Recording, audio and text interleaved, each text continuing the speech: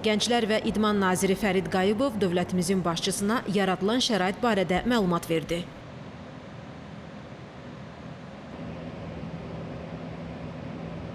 Tikintisinə 2024-cü ildə başlanılan kompleksin ərazisi 5,8 hektardır. Burada açıq havada idman meydançaları, stadion, 1100 tamaşaçı yerlik universal idman, güləş, judo, bədii gimnastika, boks, kickboksing, taekvondo, karate, fitness və trenajör zalları, üzgüçülük hovuzu yaradılıb.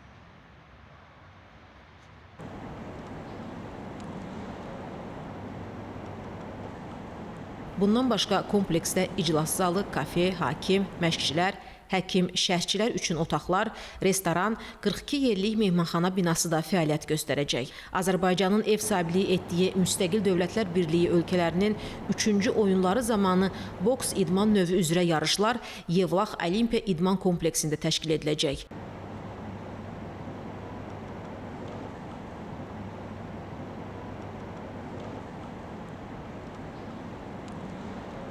Son illərdə idman sahəsində görülmüş məqsədyönlü işlər nəticəsində Azərbaycan beynəlxalq yarışların keçirildiyi əsas mərkəzlərdən birinə çevrilib. Müxtəlif idman yarışları üzrə dünya və Avropa çempionatları, həmçinin 1-ci Avropa oyunları, İslam həmrəyliyi oyunları, Formula 1 kimi mötəbər tədbirlərin uğurla təşkili Azərbaycanın bu sahədə yüksək təşkilatçılıq bacarığını nümayiş etdirib.